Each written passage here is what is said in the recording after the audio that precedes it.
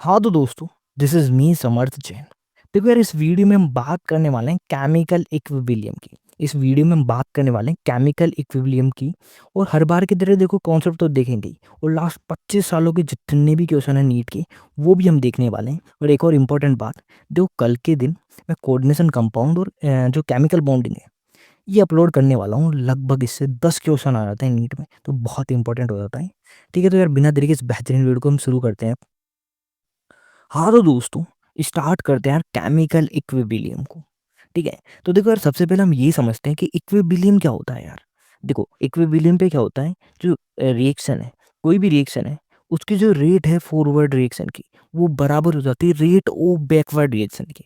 जैसे हम एग्जांपल देखें, देखो एक हमारी रिएक्शन है, नाइट्रोजन गैस और हाइड्रोजन गैस मिलके बना रही है अमोनिया। ठीक है, तो देखो यहाँ क्या हो रहा है, जितनी अमोनिया बन रही है, एक सेकेंड, जितनी अमोनिया बन रही है ना, वापिस से अमोनिया टूट के उतनी ही क्या, हाइड्रोजन और नाइट्रोजन गैस बना रही है।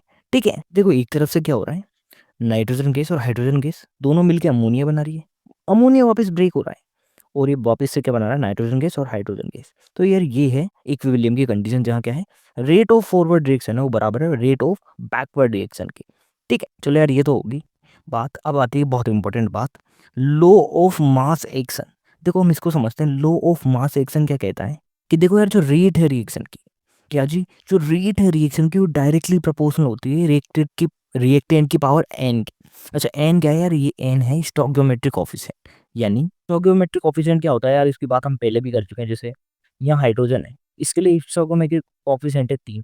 ठीक है, इसके आगे जो नंबर है वही है स्टोइकियोमेट्रिक कोफिशिएंट। नाइट्रोजन के लिए है 1, ठीक है, अमोनिया के लिए है 2। तो ये जो नंबर है ना आगे, किसी भी सबस्टेट के आगे जो नंबर, वो ये स्टोइकियोमेट्रिक कोफिशिएंट। तो देखो यार, लॉ ऑफ मास एक्शन क्या कहता है, जो रेट ऑफ रिएक्शन है वो डायरेक्टली प्रोपोर्शनल होती है रिएक्टेंट की पावर एन के, और एन क्या है, स्टोइकियोमेट्रिक कोफिशिएंट। जैसे हम एग्जांपल देखें, ये एक रिएक्शन है, ठीक है, ए प्लस बी कन्वर्ट हो रहा है सी प्लस डी में। ठीक है, और इनके स्टोइकियोमेट्रिक कोफिशिएंट क्या है, देखो ए का है स्मॉल ए, बी का है स्मॉल बी, सी का है स्मॉल सी और डी का है स्मॉल डी। ठीक है, देखो हम रेट की रिएक्शन लिखते हैं फॉरवर्ड रिएक्शन के लिए। ठीक है, तो देखो यार यहाँ रिएक्टेंट क्या है, ए प्लस बी। ठीक है यार, अभी हमने देखा, देखो rate of reaction directly proportional होती है रिएक्टेंट की पावर एन के। ठीक है, तो यार फॉरवर्ड रिएक्शन के लिए रिएक्टेंट क्या क्या है, ए और बी। ठीक है, अब देखो ए का, ए जो है उसका स्टोइकियोमेट्रिक कोफिशिएंट क्या है, ए, तो ए की पावर स्मॉल ए हो जाएगा। बी है, उसका स्टोइकियोमेट्रिक कोफिशिएंट क्या है, स्मॉल बी, तो ये हो जाएगा। ठीक है, तो अगर इस तरह से रेट ऑफ फॉरवर्ड रिएक्शन क्या हो जाएगी, ए की पावर स्मॉल ए, बी की पावर स्मॉल बी। ठीक है, इसके डायरेक्टली प्रोपोर्शनल हो जाएगी, और ये साइन हटेगा तो यहाँ आ जाएगा के एफ। के एफ क्या है, rate constant of forward reaction. ठीक है, इसी तरह से हम रेट ऑफ बैकवर्ड रिएक्शन लिखें तो देखो यार, बैकवर्ड रिएक्शन है ये, इसके लिए रिएक्टेंट हो जाएगा सी और डी। तो देखो यार, रेट ऑफ बैकवर्ड रिएक्शन क्या हो जाएगी, सी, सी की पावर स्मॉल सी, डी की पावर स्मॉल डी। ठीक है, ये डायरेक्टली प्रोपोर्शनल का साइन हटेगा और आ जाएगा रेट कांस्टेंट के बी। ठीक है, बी का मतलब क्या है, rate constant of backward reaction. ठीक है, तो ये बी का मतलब हो गया बैकवर्ड। ठीक है जी, तो यार इस तरह से था ये, है ना। इस तरह से हम क्या लिखते हैं, रेट ऑफ रिएक्शन फॉरवर्ड के लिए और बैकवर्ड के लिए। कुछ भी नहीं करना, देखो सिंपल सा है। Rate of reaction directly proportional होती है रिएक्टेंट की पावर एन के, एन क्या है, स्टोइकियोमेट्रिक कोफिशिएंट। तो इस तरह से हमने रेट ऑफ फॉरवर्ड रिएक्शन लिखी, इसी तरह से रेट ऑफ बैकवर्ड रिएक्शन लिखी। ठीक है, अब देखो यार ध्यान से सुनना, देखो यार इक्विलिब्रियम पे क्या होता है, हमने क्या देखा, रेट ऑफ फॉरवर्ड रिएक्शन बराबर हो जाती है रेट ऑफ बैकवर्ड रिएक्शन के। यानी देखो इक्विलिब्रियम पे अगर बात की जाए, अगर ये रिएक्शन इक्विलिब्रियम पे है, तो देखो रेट ऑफ फॉरवर्ड रिएक्शन यानी जो ये था, और रेट ऑफ बैकवर्ड रिएक्शन ये दोनों हैं, एक दूसरे के बराबर हो जाएंगे। ठीक है, आप देखो इक्विलिब्रियम पे क्या है, रेट ऑफ फॉरवर्ड रिएक्शन बराबर हो जाएगी रेट ऑफ बैकवर्ड रिएक्शन के। तो देखो रेट ऑफ फॉरवर्ड रिएक्शन क्या थी, ठीक है, के एफ, ए की पावर स्मॉल ए, बी की पावर स्मॉल बी। ठीक है, और रेट ऑफ बैकवर्ड रिएक्शन क्या थी, के बी, सी की पावर सी, सी की पावर स्मॉल सी, डी की पावर स्मॉल डी। ठीक है, तो देखो यार यहाँ से क्या होगा, देखो के एफ, के बी नीचे आ गया, तो बराबर सी की पावर स्मॉल सी, डी की पावर स्मॉल डी, ठीक है, ए की पावर स्मॉल ए, बी की पावर स्मॉल बी। और यहाँ ये जो कांस्टेंट बन के आएगा वो आएगा के इक्विलिब्रियम। ठीक है, ये आ जाएगा बराबर किसके हो जाएगा, के इक्विलिब्रियम के। ये ठीक है। तो यार आप ध्यान से देखो, तो जो हमारा के इक्विवेलेंट है यहाँ बराबर हो जाता है। देखो ये प्रोडक्ट है पूरा सी प्लस टी, तो सी प्रोडक्ट की पावर एन के डिवाइड बाई रिएक्टेंट की पावर एन के इक्विवेलेंट बराबर हो गया। देखो प्रोडक्ट की पावर एन की और डिवाइड बाई रिएक्टेंट की पावर एन की। ठीक है, ये रिएक्शन थी। ठीक है, ये प्रोडक्ट है इसका, ये रिएक्टेंट है, तो देखो प्रोडक्ट की पावर एन के बराबर हो गया डिवाइड बाई रिएक्टेंट की पावर एन के इक्विवेलेंट। ठीक है जी। अब यार बहुत इंपॉर्टेंट बात आती है यार, जहाँ से क्वेश्चन आते हैं। अब देखो के इक्विवेलेंट की बात करेंगे in term of concentration, in term of concentration. तो देखो के इक्विवेलेंट को हम बोल देंगे के सी। ठीक है, वो के सी है, वो बराबर हो जाएगा किसके, देखो यहाँ बात करेंगे कंसंट्रेशन की, तो देखो के सी बराबर हो जाएगा प्रोडक्ट की कंसंट्रेशन की पावर एन के डिवाइड बाई रिएक्टेंट की पावर, रिएक्टेंट की कंसंट्रेशन की पावर एन के। अब देखो हम केसी को और बेहतर तरह से समझते हैं। देखो एक एग्जांपल है, ये वाले जो रिएक्शन है इसके लिए हम केसी लिखते हैं। तो देखो केसी बराबर क्या हो जाएगा, देखो केसी बराबर होता है प्रोडक्ट की पावर, प्रोडक्ट की कंसंट्रेशन की power N divide by reactant की कंसंट्रेशन की पावर एन। तो ये आपको ये समझ में नहीं आया होगा, तो देखो मैं समझाता हूँ कैसे लिखा जाता है केसी। मेन काम यही है। ठीक है, देखो केसी बराबर होता है प्रोडक्ट की कंसंट्रेशन की पावर एन। तो देखो प्रोडक्ट क्या है, अमोनिया। ठीक है, अमोनिया लिख दिया, इसकी कंसंट्रेशन। अब देखो पावर में कैसे चले जाएगा, इसका स्टोइकोमेट्रिक कोएफिशिएंट जो है 2, तो जो अमोनिया की कंसंट्रेशन की पावर 2 हो जाएगी। ठीक है, फिर हम डिवाइड बाय रिएक्टेंट लिखेंगे। तो रिएक्टेंट क्या क्या है, एक तो नाइट्रोजन गैस और हाइड्रोजन गैस। तो नाइट्रोजन गैस की कंसंट्रेशन की पावर क्या है, इसका स्टोइकोमेट्रिक कोएफिशिएंट 1 है तो 1 हो जाएगी। ठीक है, फिर हाइड्रोजन लिखेंगे, हाइड्रोजन गैस की कंसंट्रेशन, इसकी पावर क्या हो जाएगी 3, क्योंकि स्टोइकोमेट्रिक कोएफिशिएंट है 3। तो इस तरह से लिखा जाता है। ठीक है, बहुत ही आसान है लिखना यार। अब यार क्वेश्चन देखते हैं, उससे और समझ में आ जाएगा। हम बात कर रहे थे नीट 2022 के क्वेश्चन की। हमको केसी की वैल्यू दे रखी है। ठीक है, हमको केसी की वैल्यू दे रखी है और पूछा है कंसंट्रेशन ऑफ O3 और O2 की जो कंसंट्रेशन है उसकी वैल्यू भी दे रखी है। ठीक है, तो सबसे पहले तो केसी बराबर क्या होगा, तो केसी बराबर होगा प्रोडक्ट की कंसंट्रेशन की पावर है। तो प्रोडक्ट क्या है O3, इसकी पावर कितनी है 2। ठीक है, स्टोइकोमेट्रिक कोएफिशिएंट आता था 2। ठीक है, और देखो रिएक्टेंट की पावर की n। ठीक है, तो रिएक्टेंट क्या है O2, इसकी पावर ये देखो स्टोइकोमेट्रिक कोएफिशिएंट 3 है तो 3 हो जाएगा। ठीक है, देखो कुछ भी नहीं बचा यार। देखो केसी की वैल्यू दे रखी है, O2 की वैल्यू दे रखी है और O3 की वैल्यू पूछी है। मैथ से अब कुछ भी नहीं है इसमें। देखो केसी की वैल्यू है 3 इंटू 10⁻⁻59, तो केसी की वैल्यू हमने रख दी। O2 की वैल्यू दे रखी है 0.04। ठीक है, तो देखो 0.04 है ना, इसकी पावर 3 हो जाएगा। ठीक है, तो ये वैल्यू पुट कर दी। अब हमको O3 की वैल्यू चाहिए। ठीक है, तो O3 की पावर 2 है, तो देखो हम इसको सॉल्व करते हैं। देखो यार ये इधर जाएगा, ये है 4 × 10⁻²। ठीक है, इसको इस तरह से लिख सकते हैं 0.04 को। अब देखो इसकी पावर 3 कर देंगे, तो देखो 4 की पावर 3 64, 10⁻² की पावर 3 यानी -6 हो जाएगा। ठीक है, तो -6 हो गया। ठीक है, अब देखो -6 और 59 लगभग लगभग 10⁻65 के हो जाएंगे। और देखो इसको हम मल्टीप्लाई करेंगे 3 से 64 को, तो 192। ठीक है, अब देखो यार 192 में से एक जीरो कम करेंगे। ठीक है, 19.2 रह जाएगा ये, इंटू 10⁻64। अब देखो यार अब हमको क्या करना है, देखो यार ये जो वैल्यू है वो आई है O3 की पावर 2 की। ठीक है, तो अगर हम स्क्वायर हटाएंगे यहाँ रूट कर देंगे। ठीक है, तो 19 है, ये लगभग लगभग देखो 16 का 16 का रूट है वो बराबर होता है 4 के। तो 19 थोड़ा ज़्यादा है, तो 4 पॉइंट कुछ हो जाएगा। ठीक है, और देखो 10 की पावर -64 है। ठीक है, रूट से हटेगा तो 10 की पावर -32 रह जाएगा। तो देखो यार आंसर कुछ 4 इंटू 10 की पावर -32 के आसपास होगा, तो आंसर सेकंड हो जाएगा। ठीक है, तो यार देखो यार इस क्वेश्चन में कुछ था नहीं, बस आपको ये पता होना चाहिए केसी की जो हम केसी है उसको किस तरह से लिखते हैं, ये आपको पता होना चाहिए। तो केसी बराबर क्या होता है प्रोडक्ट की पावर एन। तो देखो प्रोडक्ट क्या था O3, इसका स्टोइकोमेट्रिक कोएफिशिएंट आ जाता है इसके स्क्वायर में, तो 2 आ जाएगा यहाँ।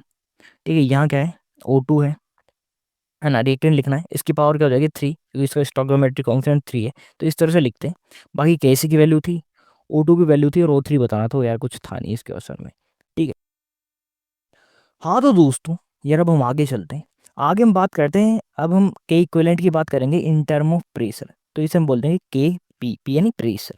ठीक है, देखो एक बात ध्यान रखना, देखो प्रेशर की बात हमेशा गैसेस मॉलिक्यूल में की जाती है। तो ये जब केपी आप कभी भी लिखो तो केवल और केवल गैसियस मॉलिक्यूल का ही लिखना है, ठीक है। बहुत इंपॉर्टेंट है, ध्यान रखना है, ये गलतियां हो जाती है, ठीक है। तो देखो केपी बराबर क्या हो जाएगा, यहाँ भी आसान है, देखो प्रोडक्ट का प्रेशर, प्रोडक्ट की प्रेशर की पावर एन बाय रिएक्टेंट के प्रेशर की पावर एन, ठीक है। तो इस रिएक्शन के लिए हम केपी लिखते हैं, हम ये मान लेते हैं सभी के सभी जो मॉलिक्यूल हैं वो गैसियस है। तो देखो यार क्या हो जाएगा, देखो पार्शियल प्रेशर ऑफ सी की पावर स्मॉल सी और पार्शियल प्रेशर ऑफ डी की पावर स्मॉल डी, ठीक है। वहाँ हम देखो कंसंट्रेशन लिख रहे थे, यहाँ पार्शियल प्रेशर लिख रहे हैं, ठीक है। बाकी सब सेम है, ठीक है। Divide by partial pressure of A की power small A, partial pressure of B की पावर स्मॉल बी। इस तरह से हम केपी लिखते हैं। तो देखो यार इससे रिलेटेड क्वेश्चन भी है। देखो यार अब हम बात कर लेते हैं सीबीएसई एपीएमटी 2000 के क्वेश्चन की, ठीक है। हमको केपी लिखना है। केपी कैसे लिखते थे अभी अभी देखा, देखो हमने हमको जो प्रोडक्ट के मॉलिक्यूल है उसका पार्शियल प्रेशर लिखना है, उसकी पावर एन कर देनी है। और रिएक्टेंट के मॉलिक्यूल है उसका पार्शियल प्रेशर लिखना है और उसकी पावर एन कर देनी है, मतलब उसको स्टोइकोमेट्रिक कोएफिशिएंट लिख देना है ऊपर पावर में। अब देखो केपी लिखते हैं हम, केपी बराबर क्या हो जाएगा। अब देखो यार मैंने एक बात बताया था, पार्शियल प्रेशर तो केवल और केवल गैसियस मॉलिक्यूल का ही होता है, तो ये तो सॉलिड है, इसका कोई पार्शियल प्रेशर नहीं होगा। तो केपी बराबर CO2, ठीक है, पार्शियल प्रेशर ऑफ CO2 की पावर 1 कर देंगे, है ना। रिएक्टेंट, अब रिएक्टेंट में भी ये सॉलिड है तो इसका पार्शियल प्रेशर भी नहीं होगा, तो केपी बराबर केवल और केवल हो जाएगा CO2 की पार्शियल प्रेशर की पावर 1 के। तो देखो आंसर हो जाएगा 1, ठीक है। बाकी ये सब गलत हो गया यार। हाँ तो दोस्तों यार अब हम बात कर लेते हैं सीबीएसई एपीएमटी 2002 के क्वेश्चन की। देखो हमको ये रिएक्शन दे रखी है और पूछा है pressure on O2 depend on, और ये इक्विलिब्रियम पे है रिएक्शन, ठीक है। तो देखो यार ध्यान से आप देखो, तो ये क्या है सॉलिड, BaO2 क्या है सॉलिड, BaO भी सॉलिड है, यानी ध्यान से सुनना, यानी ये दोनों सॉलिड है, तो क्या ये जो इक्विलिब्रियम प्रेशर है गैसेस का उसको इफेक्ट नहीं करेंगे, क्योंकि ये सॉलिड है। देखो केपी हमने लिखा था वो तो हम केवल गैसियस मॉलिक्यूल के लिए लिखते थे। तो देखो यार ये जो है ये दोनों सॉलिड हैं, तो इक्विलिब्रियम प्रेशर है उसको कोई भी इफेक्ट नहीं करेंगे। तो देखो यार अगर इनका मास इंक्रीज हो डिक्रीज हो कुछ भी हो, इसका कोई लेना देना नहीं पड़ेगा किस पे, प्रेशर और O2 पे। तो देखो इंक्रीज मास ऑफ BaO2 कोई इफेक्ट नहीं पड़ेगा, ठीक है। Increase mass of BaO, increase mass of दोनों का तो भी नहीं पड़ेगा। लेकिन यार हाँ बहुत ध्यान से सुनना, देखो जो टेम्परेचर है उसका इफेक्ट इक्विलिब्रियम पे पड़ता है, वो कितना पड़ता है कैसे पड़ता है वो हम आगे देखेंगे, ठीक है। आंसर ये हो जाएगा सी। तो यार देख भी लेते हैं फैक्टर अफेक्टिंग के इक्विवेलेंट, ठीक है। तो इसमें आता है एक टेम्परेचर। तो देखो अगर क्या, देखो हम अगर रिएक्शन एंडोथर्मिक है तो जो के इक्विवेलेंट है वो डायरेक्टली प्रपोज हो जाएगा टेम्परेचर, यानी अगर रिएक्शन एंडोथर्मिक है तो अगर टेम्परेचर बढ़ेगा तो जो के इक्विवेलेंट है वो भी बढ़ेगा। और रिएक्शन अगर एक्जोथर्मिक है तो इन्वर्सली प्रोपोर्शनल होता है, के इक्विवेलेंट है वो इन्वर्सली प्रोपोर्शनल होता है टेम्परेचर, यानी अगर टेम्परेचर बढ़ेगा तो के इक्विवेलेंट घटेगा, ठीक है। फिर जो रिएक्शन है वो है एंडोथर्मिक, क्योंकि डेल्टा एच क्या है पॉजिटिव है ना, हमको क्या है एनर्जी देनी पड़ रही है, तो ये क्या है पॉजिटिव है डेल्टा एच, तो ये रिएक्शन है एंडोथर्मिक, ठीक है। और देखो अगर एंडोथर्मिक रिएक्शन के लिए हमने देखा था के इक्विवेलेंट है वो डायरेक्टली प्रोपोर्शनल है टेम्परेचर, यानी टेम्परेचर बढ़ेगा तो के इक्विवेलेंट भी बढ़ेगा, ठीक है। तो आंसर तो यही हो जाएगा। बाकी क्या है ये भी ध्यान रखना, देखो क्या कि इक्विवेलेंट है एंडोथर्मिक रिएक्शन में डायरेक्टली प्रोपोर्शनल होता है टेम्परेचर के, यानी टेम्परेचर बढ़ेगा तो के इक्विवेलेंट बढ़ेगा, तो यहाँ क्या है के इक्विवेलेंट बढ़ेगा, ठीक है। एक्सोथर्मिक रिएक्शन होते तो उल्टा होता था, ठीक है।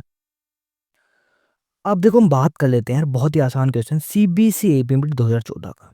बहुत ही आसान क्वेश्चन है, देखो यार एक्सोथर्मिक रिएक्शन दे रखी है, ठीक है। एक है कि इक्विवेलेंट है केपी और केपी डेज, ठीक है। और यहाँ टेम्परेचर है T1 और यहाँ टेम्परेचर है T2, और T2 ज़्यादा है। तो देखो बहुत ही आसान, देखो हमने क्या पढ़ा कि फोर एक्सोथर्मिक रिएक्शन के इक्विवेलेंट है वो इन्वर्सली प्रोपोर्शनल होता है टेम्परेचर की, यानी जहाँ टेम्परेचर ज़्यादा वह के इक्विवेलेंट कम होगा, ठीक है। तो देखो यार केपी और केपी डेज में टेम्परेचर ज़्यादा कहाँ है केपी डेज का, यानी के इक्विवेलेंट या केपी है वो कम हो जाएगा केपी, सॉरी केपी डेज है वो कम हो जाएगा केपी से, क्योंकि देखो यहाँ टेम्परेचर कम है और टेम्परेचर कम तो के इक्विवेलेंट ज़्यादा, ठीक है। तो एक बार आप ही समझते हैं, फॉर एक्सोथर्मिक रिएक्शन के इक्विवेलेंट है वो इन्वर्सली प्रोपोर्शनल होता है टेम्परेचर के, यानी अगर टेम्परेचर ज़्यादा होगा तो एक के इक्विवेलेंट कम हो जाएगा। तो देखो के इक्विवेलेंट क्या क्या है यहाँ केपी और केपी डेज, ठीक है। अब टेम्परेचर कहाँ जाता है दोनों में से, ठीक है। टेम्परेचर ज़्यादा है केपी डेज का, यानी के इक्विवेलेंट ज़्यादा किसका हो जाएगा, केपी का, क्योंकि इन्वर्सली प्रोपोर्शनल होता है। तो देखो यार यही आंसर हो जाएगा, केपी है ज़्यादा होगा केपी डेज से। फिर आंसर फर्स्ट हो जाएगा, केपी ज़्यादा होगा केपी डेज से। ठीक है, देखो यार एक और क्वेश्चन है, ये सीबीएसई एपीएमटी 2006 का। यहाँ भी आप एक बार केपी लिख के बताओ। देखो केपी हम लिखते हैं तो एक बात ध्यान रखना, हम इसे गैसेस मॉलिक्यूल के लिए लिखेंगे। तो देखो यार हम वाटर के लिए नहीं लिखेंगे। ठीक है, प्रोडक्ट साइड क्या है, CO2 है, इसी का लिखेंगे। तो देखो केपी बराबर है, प्रोडक्ट साइड का लिखते हैं पहले, पार्शियल प्रेशर ऑफ CO2 की पावर 1, क्योंकि स्टोइकोमेट्रिक कोएफिशिएंट 1 है। ठीक है, अब रिएक्टेंट पे आ जाते हैं, पार्शियल प्रेशर ऑफ मेथेन की पावर 1, क्योंकि स्टोइकोमेट्रिक कोएफिशिएंट 1 है, और पार्शियल प्रेशर ऑफ O2 की पावर 2, ये आएगा।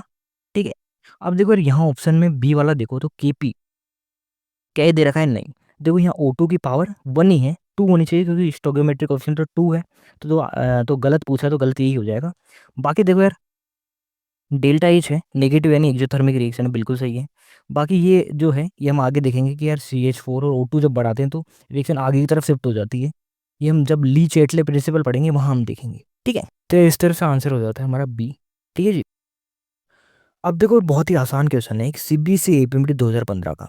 ठीक है, बहुत ही बेसिक सी बात है यार, देखो समझने की है और कुछ भी नहीं है इसमें। देखो क्वेश्चन क्या है, if the value of the equivalent constant, ठीक है, इक्विवेलेंट कांस्टेंट है उसकी वैल्यू दे रखी है 1.6 इंटू 10 की पावर 12। ये बहुत ही ज़्यादा वैल्यू है यार ये। ठीक है, तो देखो इक्विवेलेंट कांस्टेंट हम लिखें तो देखो ये रिएक्टेंट है, प्रोडक्ट है, तो इक्विवेलेंट कांस्टेंट बराबर हो जाएगा बी, ठीक है, बाय डिवाइड बाय ए। वो के बराबर हो गया प्रोडक्ट बाय रिएक्टेंट के। देखो ध्यान से देखो यार, के है इसकी वैल्यू बहुत ज़्यादा है, 1.6 इंटू 10 की पावर 12। तो इसका मतलब क्या हुआ, देखो अगर देखो यार के की वैल्यू ज़्यादा है तो इसका मतलब देखो बी है, वो बहुत ज़्यादा है इसे। ठीक है, एक बार आप इस देखो के, ये हमने इक्वेशन लिखी। ठीक है, अब देखो यार के की वैल्यू बहुत ज़्यादा है, इसका मतलब क्या हुआ, वो बी है, वो बहुत ज़्यादा है इसे। ठीक है, देखो यार अगर ये ए इधर भी चले जाए तो बी है, वो बहुत ज़्यादा हो गया, लगभग 1.6 इंटू 10 की पावर 12 गुना ज़्यादा हो गया। यानी देखो यार बहुत ही आसान है, यानी क्या सिस्टम क्या है, सिस्टम क्या कंटेन करता है, all reactant mostly reactant mostly product, तो मोस्टली प्रोडक्ट ही है इसका मतलब। अब देखो यार एक अब बहुत ही आसान सा क्वेश्चन है, सीबीएसई एपीएमटी 2008 का। हमसे पूछा है अगर OH माइनस है वो 1/4 टाइम से डिक्रीज हो जाए तो Fe+3 है वो कितने से इंक्रीज होगा। तो देखो यार हम इसकी यार क्या लिख देते हैं कि के इक्विवेलेंट लिख लेते हैं। ये कुछ इस तरह से हो जाएगा, देखो यार ये रिएक्शन है। ठीक है, इसका के इक्विवेलेंट हम लिखेंगे तो कुछ इस तरह से आ जाएगा। ठीक है, अब देखो यार ये पूछ रहा है कि OH माइनस है, इसको हम 1/4 टाइम करते हैं, यानी देखो यहाँ OH माइनस है, इसको हमने 1/4 टाइम कर दिया। तो देखो यार ये कितना हो जाएगा, देखो 1/4 इंटू OH माइनस की पावर 3 है। देखो यहाँ स्टोइकोमेट्रिक कोएफिशिएंट कितना था, 3 था, तो ये पावर में चले जाएगा, यानी ये कुल मिला के हो गया 1/64। ठीक है, 1/4 है इसकी पावर 3 का मतलब क्या हुआ 1/64। तो देखो यार हमको इसको कांस्टेंट रखना है, तो देखो यार जो Fe+3 है उसको कितने से बढ़ाना पड़ेगा, 64 से। देखो ये हो गया 1/64। तो अगर हम 64 से बढ़ाएंगे इसको तभी तो ये कांस्टेंट रहेगा। ठीक है, और देखो Fe+3 यहाँ तो कोई स्टोइकोमेट्रिक कोएफिशिएंट भी बनी है, इसलिए क्या है इसको हमको 64 से बढ़ाना पड़ेगा। ठीक है, ये भी हो गया, आंसर सी है इसका। ठीक है, और वापिस देखो के इक्विवेलेंट हमने लिखा, ये आ जाएगा। ठीक है, आपको लिखना ही क्या होगा, कई बार लिख चुके हैं हम। ठीक है जी, अब देखो हमने क्या किया, OH माइनस उसको 1/4 से डिक्रीज कर दिया। अब देखो यार OH माइनस है उसकी पावर 3 आ रही, क्योंकि इसका स्टोइकोमेट्रिक कोएफिशिएंट 3 है। तो देखो यार 1/4 की पावर हम 3 करेंगे तो 1/64 हो जाएगा। और देखो Fe+3 है, इसको हम 64 से बढ़ाएंगे तभी तो कांस्टेंट रहेगा, तो हमको 64 से बढ़ाना पड़ेगा अगर पूरे रिएक्शन को हमको इक्विलिब्रियम पे रखना है तो। हाँ तो दोस्तों यार अब हम बात कर लेते हैं नीट 2017 के क्वेश्चन की। बहुत बड़ा सा क्वेश्चन लेकिन है आसान सा, देखो एक बार हम पढ़ लेते हैं।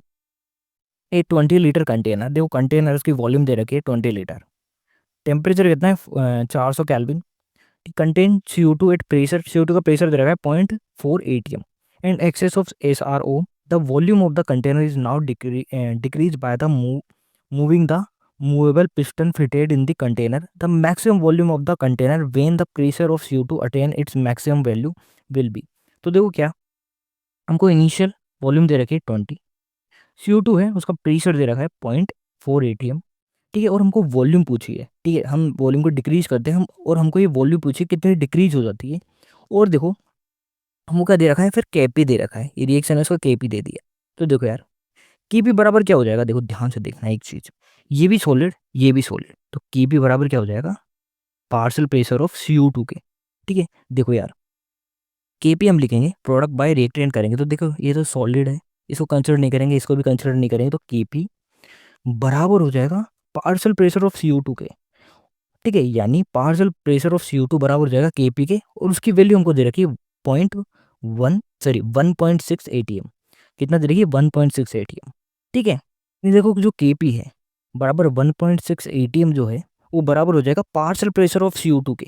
ठीक है, तो यार एक बात देखो, यहाँ क्या है, पूरी रिएक्शन में टेम्परेचर कांस्टेंट है। ठीक है, देखो एक फॉर्मूला अपने पढ़ा होगा, PV बराबर nRT। देखो तो यार मोल कांस्टेंट टेम्परेचर कांस्टेंट, यानी PV है वो कांस्टेंट हो गया, यानी P1 V1 बराबर हो जाएगा P2 V2 के। ठीक है, P1 की वैल्यू पता है ना, V1 की वैल्यू पता है, P2 की वैल्यू आ गई। ठीक है, कितनी जी, जो CO2 है उसका पार्शियल प्रेशर कितना है 1.6, और वॉल्यूम हमको बतानी है यानी V2।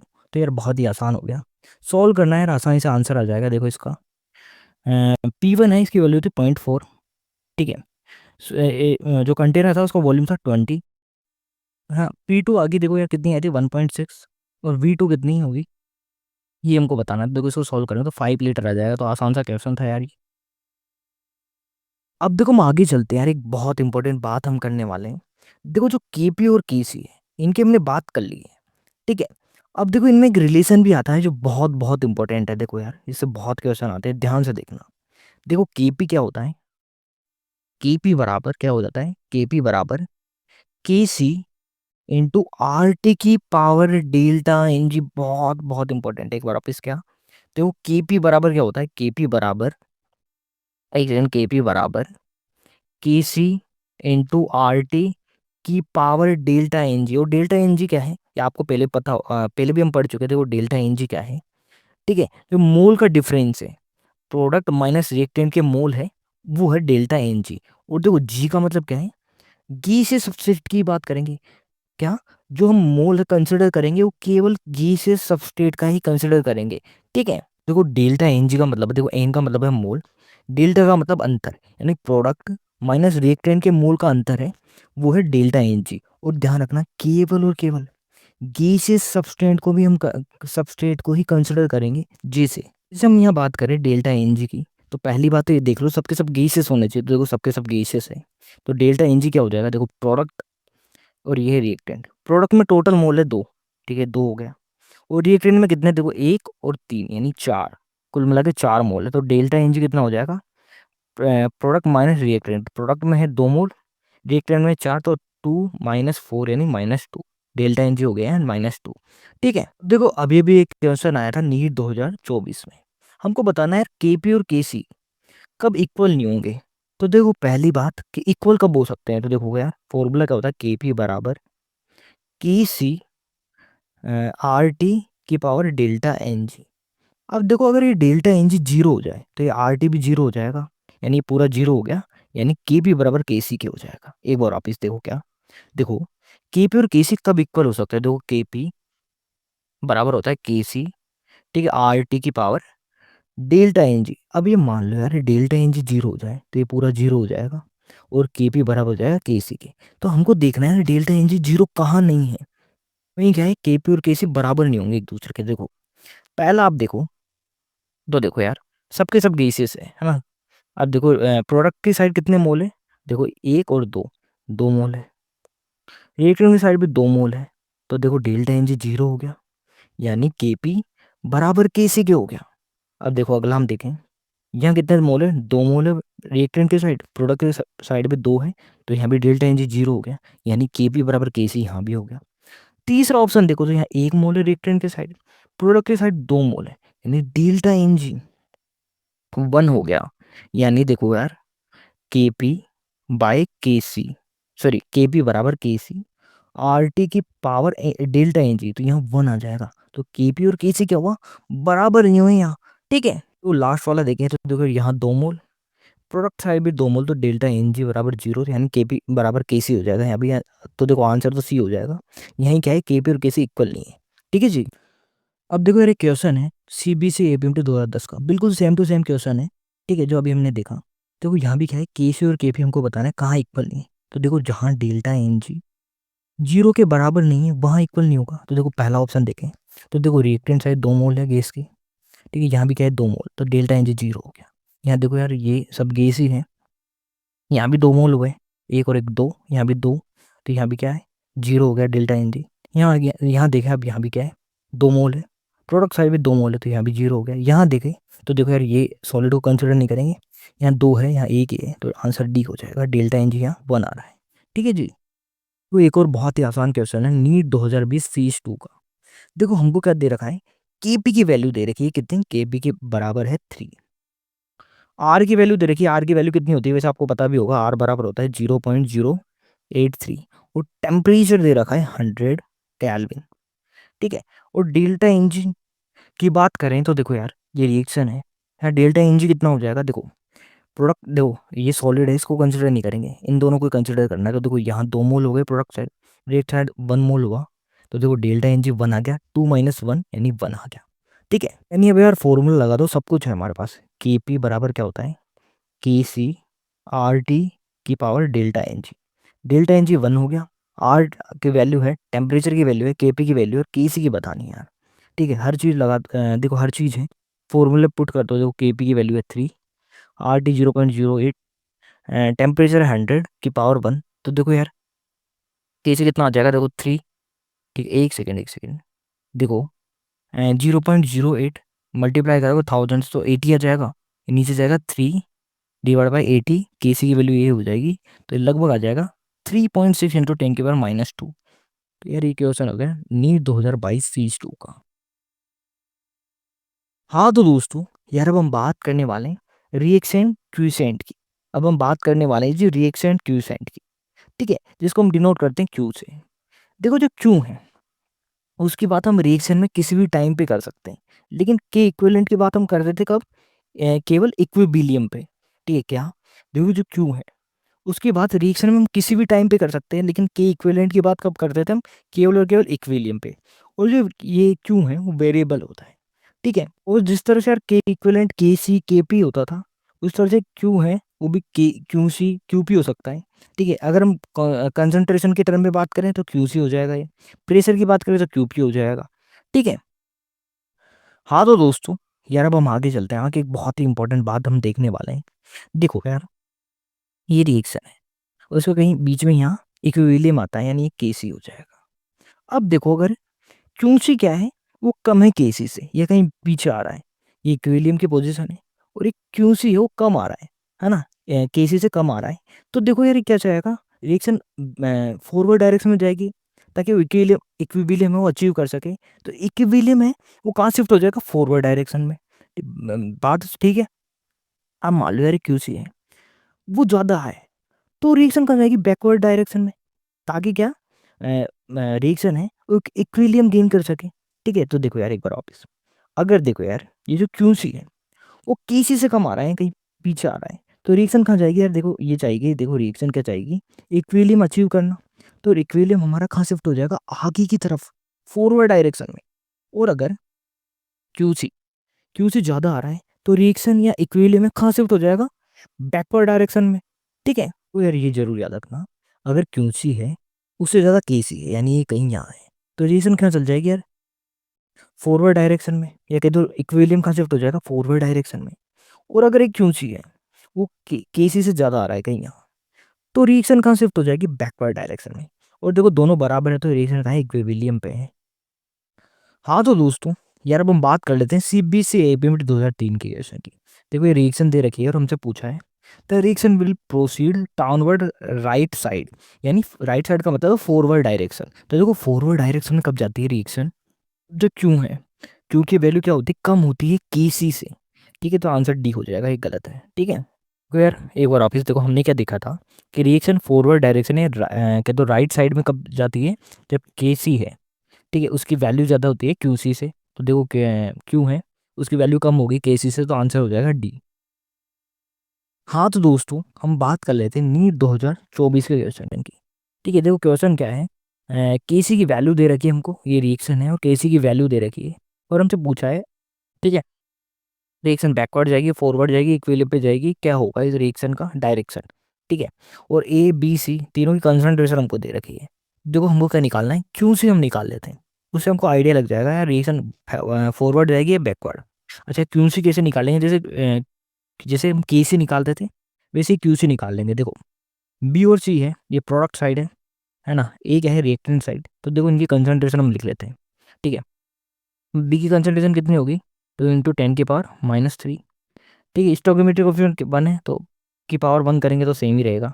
ठीक है, इसी तरह से यार देखो सी है, इसकी कंसंट्रेशन भी क्या है, 2 × 10⁻³ ठीक है, ए है डिवाइड बाई रिएक्टेंट, रिएक्टेंट की कंसंट्रेशन लिखेंगे अब, तो देखो ए है उसकी कंसंट्रेशन क्या है, 2 × 10⁻³ अब देखो स्टोइकोमेट्रिक कोएफिशिएंट 2 है तो पावर 2। ठीक है, तो देखो यार ये कितना हो जाएगा, देखो ये 1 आ जाएगा, देखो 2 × 10⁻³ कि स्क्वायर है तो 4 × 10⁻6 आ जाएगा। इसको सोल्व करोगे ऊपर भी क्या है, 2 × 10⁻³ इंटू 2 × 10⁻³ तो ये भी क्या हो जाएगा, 4 × 10⁻6। ठीक है, वेरी कट जाएंगे, 4 × 10⁻6 डिवाइड बाई 4 × 10⁻6 करेंगे तो 1 आ जाएगा। तो देखो क्यू सी की वैल्यू आ गई क्या, देखो क्यू सी की वैल्यू आई 1 और के सी की वैल्यू कितनी है जी, 4 × 10⁻³ यानी क्यू सी है वो ज़्यादा है के सी से, यानी रिएक्शन कहाँ चल जाएगी, बैकवर्ड डायरेक्शन में। ठीक है, हाँ तो दोस्तों यार अब हम आगे चलते हैं, आगे एक बहुत ही इंपॉर्टेंट बात करने वाले हैं। हम आगे बात करने वाले हैं कि जो स्टोइकियोमेट्री है रिएक्शन की, वो के इक्विवेलेंट को के से इफेक्ट करती है, ये हम देखने वाले हैं। एक बार वापस क्या, आगे हम क्या देखने वाले हैं, जो स्टोइकियोमेट्री है रिएक्शन की वो के इक्विवेलेंट को के से इफेक्ट करती है, ये हम देखने वाले हैं। जैसे एक रिएक्शन है, ए कन्वर्ट हो रहा है बी में, बी वापस कन्वर्ट हो रहा है ए में, मतलब इक्विलिब्रियम पे है। ये के, यहाँ के इक्विवेलेंट बराबर है K1 के। ठीक है, यहाँ के इक्विवेलेंट बराबर है K1 के। अब हम क्या करते हैं, इस पूरी रिएक्शन को n से मल्टीप्लाई कर देते हैं। क्या इस पूरी रिएक्शन को हमने n से मल्टीप्लाई कर दिया, तो अब ध्यान से सुनना, जो के इक्विवेलेंट K1 था वो उसकी पावर n हो जाएगी। ठीक है, उसकी पावर n हो जाएगी। एक बार वापस देखो, रिएक्शन थी, ए कन्वर्ट हो रहा था बी में, बी कन्वर्ट हो रहा था ए में, यह के इक्विवेलेंट था K1 के बराबर। अब हमने क्या किया, इस पूरी रिएक्शन को n से मल्टीप्लाई कर दिया, तो के इक्विवेलेंट जो K1 था वो क्या हो जाएगा, ये n है, पावर में चले जाएगा, यानी K1 की पावर n हो जाएगी। जैसे हम बात करें, अगर ये रिएक्शन को हम 2 से मल्टीप्लाई करते हैं तो देखो K1 क्या हो जाता, K1 की पावर n हो जाती। ठीक है, और मान लो यार हम डिवाइड करते हैं, जैसे 1/2 से हमने डिवाइड कर दिया। ठीक है, तो देखो K1 है, उसकी पावर क्या क्या हो जाती, 1/2 ही हो जाती।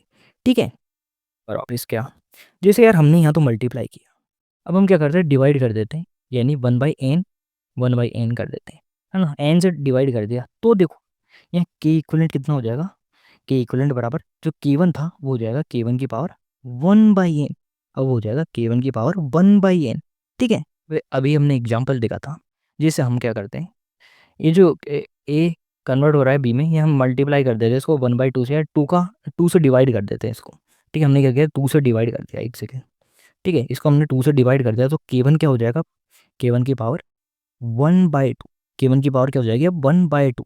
ठीक है, देखो एक और बहुत बहुत इंपॉर्टेंट बात, इस रिएक्शन को हम उल्टी करते हैं, ए कन्वर्ट हो रहा है बी में, अब हम क्या करते हैं, बी है वो कन्वर्ट हो रहा है ए में, तो अब के इक्विवेलेंट कितना हो जाएगा, तो देखो के इक्विवेलेंट जो K1 था वो 1/K1 हो जाएगा, वो क्या हो जाएगा 1/K1।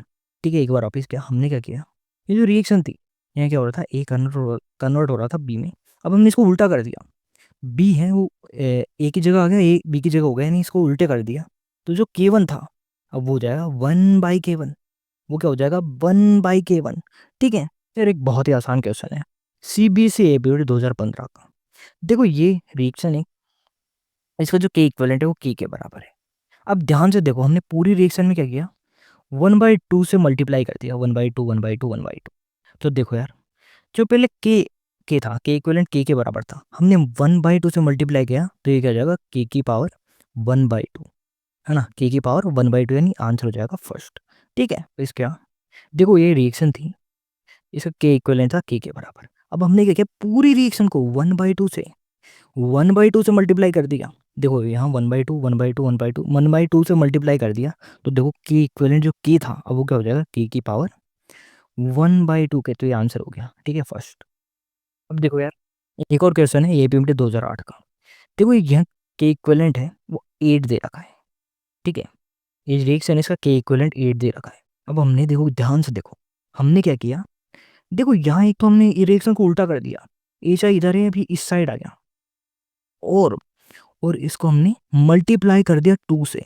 अब देखो ध्यान से सुनना, क्या हमने क्या किया जी, ये जो रिएक्शन है, ठीक है, इसके साथ क्या छेड़छाड़ की कि एक तो हमने इसको उल्टा कर दिया, ये चाहिए वो इस साइड आ गया, ठीक है, ये हाइड्रोजन और आयोडीन था वो इस साइड आ गया, और इस पूरी रिएक्शन को 2 से मल्टीप्लाई और कर दिया, ठीक है। तो देखो यार, ये 8 था, हमने 2 से मल्टीप्लाई कर दिया, तो ये 8 की पावर कितना हो जाएगा, 8 की पावर 2 हो जाएगा, ठीक है।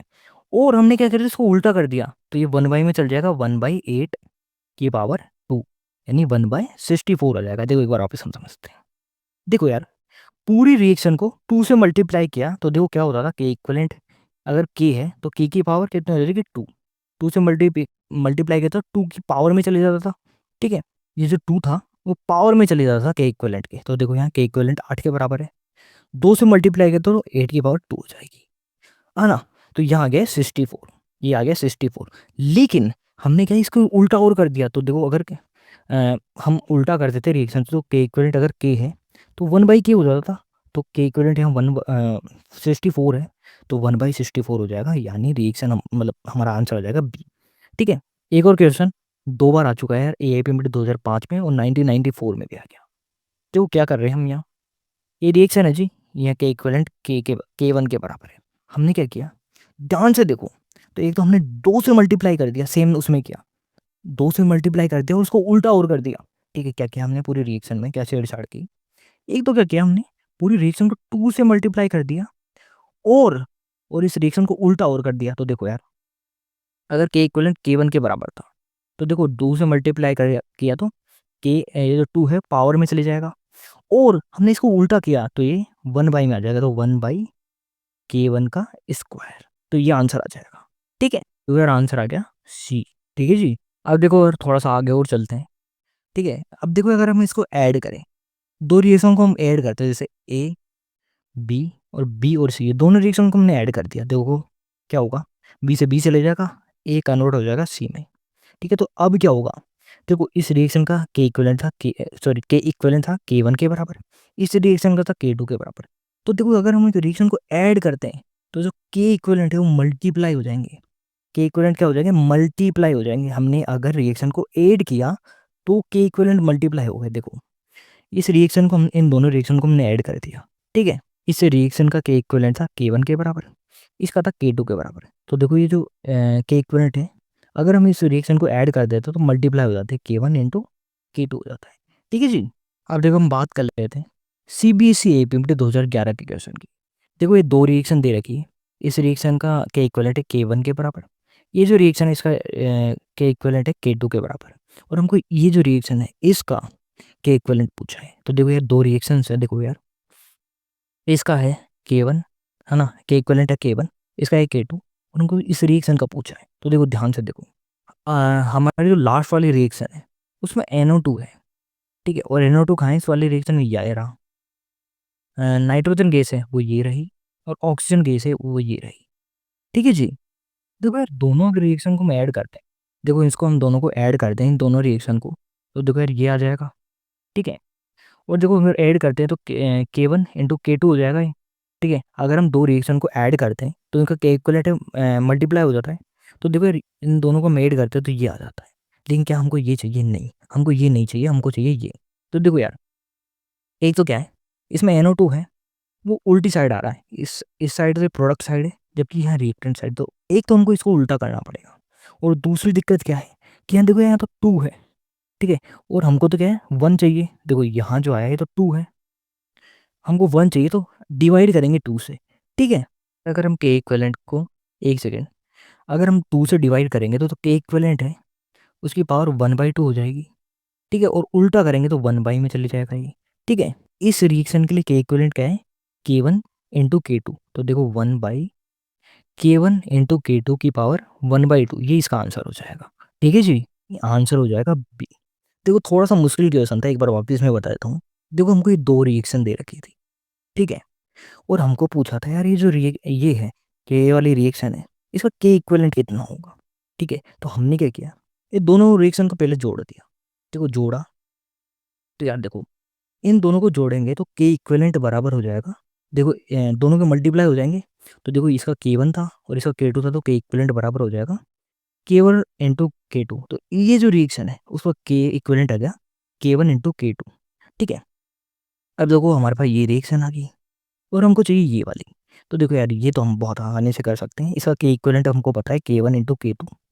ठीक है, अब देखो यार इसमें NO2 इस साइड है, इसमें इस साइड है, तो अगर रिएक्शन को उल्टी करेंगे तो 1 के इक्विवेलेंट ओके हो जाएगा, तो K1 इंटू K2। और देखो यार यहाँ क्या है, 2 है और यहाँ क्या है 1 ही है, तो 2 से क्या करेंगे, 2 से डिवाइड करेंगे। तो देखो डिवाइड करते हैं तो के इक्विवेलेंट की पावर 1/2 हो जाती है, यानी आंसर बी हो जाएगा। ठीक है, हाँ तो दोस्तों यार अब हम बात कर लेते हैं नीट 2017 और CBSE APMT 2007 के क्वेश्चन की। ठीक है, बहुत ही आसान क्वेश्चन है लेकिन थोड़ा सा लेंथी है। देखो यहाँ ये 3 रिएक्शन दे रखी है, सबका के इक्विवेलेंट दे रखा है, इसका K1 K2 और K3, और हमको जो रिएक्शन है इसका के इक्विवेलेंट पूछा है। ठीक है, तो ध्यान से देखना। देखो यार यहाँ हम देखें सबसे पहले 2NH3 यानी 2 अमोनिया है, और देखो यहाँ हम देखें तो 2 अमोनिया यहाँ भी है, लेकिन लेकिन दिक्कत क्या है, ये है रिएक्टेंट साइड और यहाँ है प्रोडक्ट साइड। तो इसको यार रिएक्टेंट साइड लाने के लिए क्या करेंगे, हम उल्टी कर देंगे रिएक्शन। तो उल्टी करेंगे तो 1/K1 हो जाएगा। ठीक है, ये अमोनिया इधर चल जाएगी, ये इधर आ जाएगा, तो ये हो गया 1/K1 के। ठीक है, अब यहाँ आप देखो 2NO2 है और यहाँ भी 2NO2 है, और स्टोइकोमेट्रिक कोएफिशिएंट भी सेम है 2 और 2। तो यार इसको हमको कोई छेड़ा-छेड़ी नहीं करनी, ये K2 के K2 रह जाएगा। ठीक है, अब देखो यार यहाँ क्या है, 3 वाटर है और यहाँ केवल कितने हैं, यहाँ केवल एक ही है। तो यार देखो इस पूरी रिएक्शन को हम 3 से मल्टीप्लाई कर देंगे, तो देखो यार यहाँ क्या हो जाएगा, K जो 3 था उसकी पावर 3 हो जाएगी। ठीक है, और अब इस पूरी को हम जोड़ेंगे तो यही आएगा। ठीक है जी, तो देखो यार ने क्या किया, देखो यहाँ रिएक्टेंट साइड 2NH3 थे, या प्रोडक्ट साइड 2NH3 है, तो हमने क्या किया, इसको उल्टा कर दिया, ये 1/K1 आ गया। ठीक है, तो दूसरे रिएक्शन को सेम टू सेम ही रखना है, क्योंकि यहाँ 2NO2 चाहिए, यहाँ भी 2NO2 है, तो ये सेम टू सेम ही रह गया। तीसरे में हमने क्या किया, देखो 3 वाटर के मॉलिक्यूल हैं यहाँ एक है, तो 3 से मल्टीप्लाई करते हो, 3 से मल्टीप्लाई करेंगे तो ये स्क्वायर में चल जाएगा K3 की पावर 3। अब क्या करेंगे हम तीनों अगर ये जो 3 रिएक्शन को जोड़ देंगे तो ये निकल के आएगा। ठीक है, और हम जोड़ते हैं तो क्या होता है, जो के इक्विवेलेंट है मल्टीप्लाई हो जाता है। तो देखो यहाँ क्या क्या है, पहले का था 1/K1, ठीक है, इंटू K2 इंटू K3 की पावर 3। तो देखो यही आंसर हो जाएगा। ठीक है, देखो आंसर हो गया बी। देखो ये जो क्वेश्चन है उसको यार तसल्ली से करना आप अपने हिसाब से।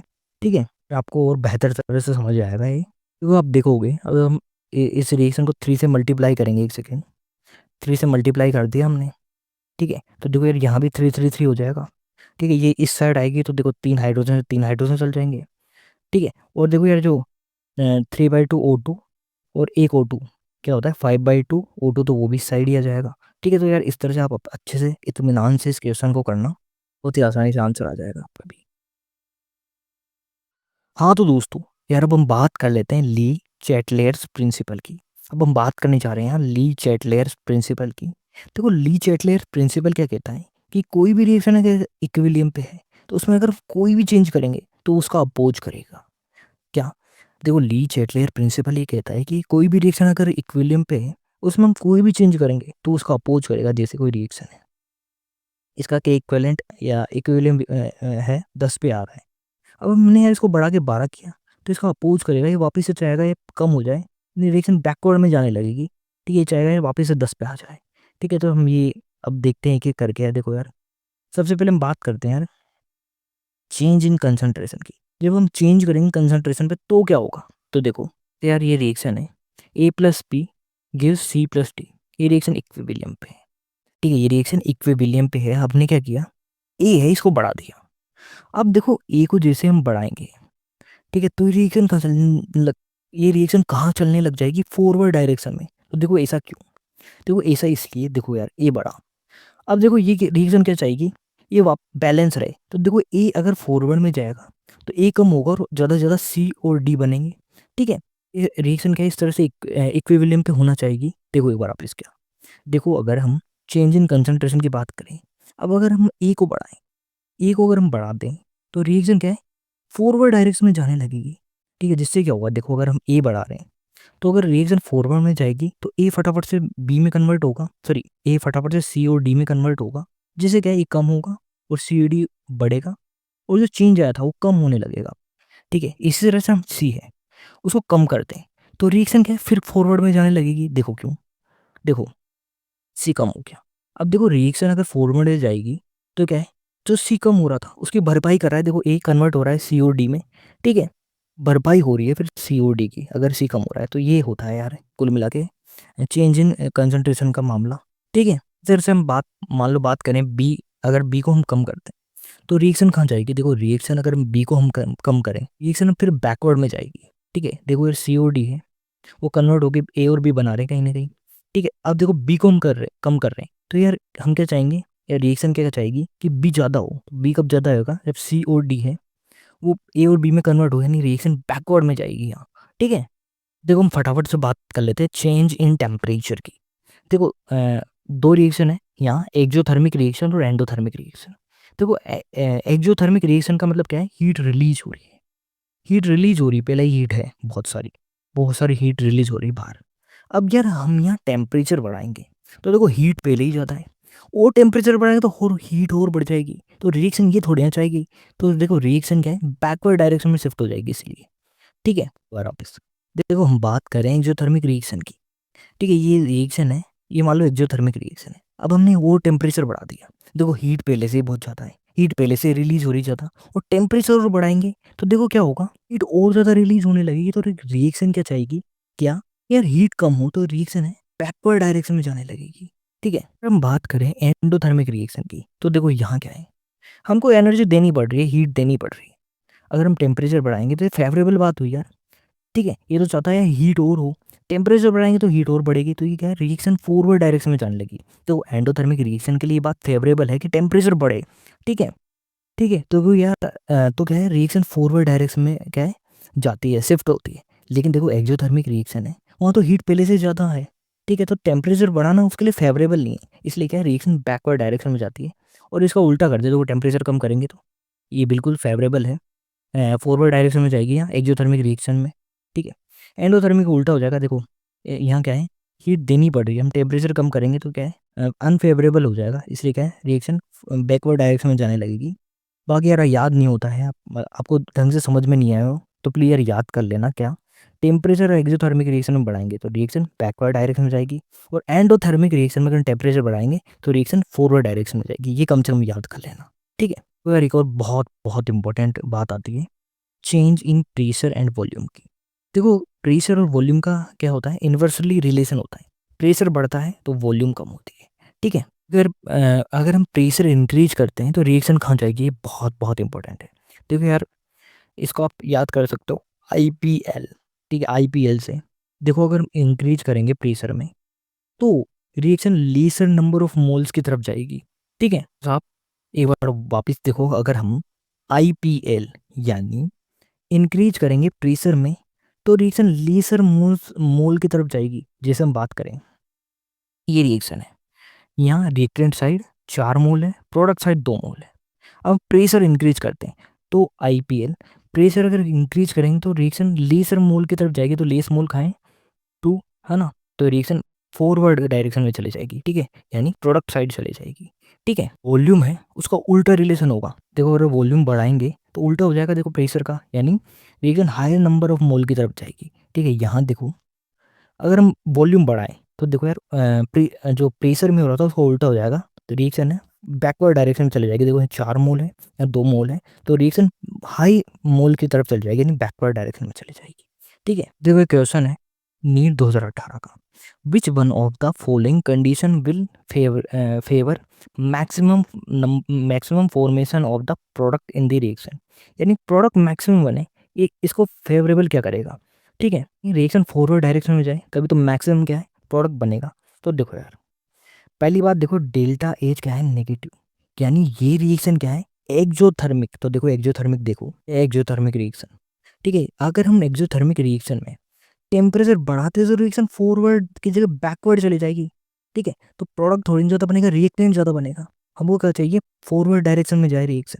तो क्या टेम्परेचर को कम करना पड़ेगा एक्सोथर्मिक रिएक्शन में। तो देखो यहाँ क्या होगा, टेम्परेचर हमको क्या है, लो रखना पड़ेगा। तो देखो लो टेम्परेचर किधर कर रहे, एक सेकेंड, बी और सी में, ठीक है। अब हम प्रेशर की बात कर लेते हैं, ठीक है। आईपीएल इंक्रीज करेंगे प्रेशर में, तो रिएक्शन कहाँ जाएगी, लोअर सॉरी लीसर नंबर की तरफ। देखो यहाँ लीसर नंबर ऑफ मोल की तरफ, ठीक है। देखो यहाँ 2 मोल है, एक और 2, और यहाँ एक ही मोल है।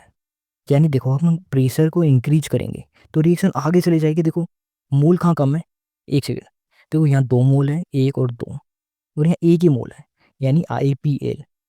प्रेशर में हम इंक्रीज करते हैं तो रिएक्शन कहाँ जाती है, लीस्ट नंबर ऑफ मोल की तरफ। यानी देखो लीस्ट नंबर कहाँ है, प्रोडक्ट की साइड, तो ये रिएक्शन क्या है, फॉरवर्ड चली जाएगी। यहाँ देखो यहाँ 2, यहाँ 1। प्रेशर बढ़ाएंगे तो रिएक्शन जहाँ कम मोल है वहाँ जाएगी, यानी आगे जाएगी फॉरवर्ड में, ठीक है। तो यार देखो लो टेम्परेचर होना चाहिए और प्रेशर हाई होना चाहिए, ठीक है। तो सी आ जाएगा। हाँ तो दोस्तों यार अब हम बात कर लेते हैं सीबीएसई एपीएमडी 2011 के क्वेश्चन की। सेम सा क्वेश्चन है। देखो यहाँ भी क्या है, हमको जो प्रोडक्ट है उसकी फेवरेबल कंडीशन की बात करनी है। तो देखो यार यहाँ भी क्या है, डेल्टा एज यहाँ भी नेगेटिव है। देखो delta H for the reaction is lesser than zero, यानी डेल्टा एज यहाँ भी नेगेटिव है। तो देखो यार डेल्टा एज नेगेटिव है, यानी एक्सोथर्मिक रिएक्शन है। तो यहाँ भी क्या है, लोअर टेम्परेचर चाहिए हमको, ठीक है। भी रिएक्शन फॉरवर्ड डायरेक्शन में जाएगी, यानी मैक्सिमम नंबर ऑफ प्रोडक्ट बनेगा। और देखो यहाँ मोल देखें, ठीक है। प्रेशर की बात करते हैं, पहले मोल देख लेते हैं। देखो 1 और 4, यानी 5 मोल है रिएक्टेंट साइड, और प्रोडक्ट साइड क्या है, 2 मोल। अब देखो हम आईपीएल, अगर प्रेशर को इंक्रीज करते हैं तो रिएक्शन कहाँ जाएगी, लेसर नंबर ऑफ मोल की तरफ, यानी इधर की से जाएगी। 2 मोल है वहाँ जाएगी, 5 से 2 की तरफ, यानी फॉरवर्ड डायरेक्शन में जाएगी। यानी यहाँ भी क्या, हाई प्रेशर और लोअर टेम्परेचर आ जाएगा, यानी आंसर सी, ठीक है।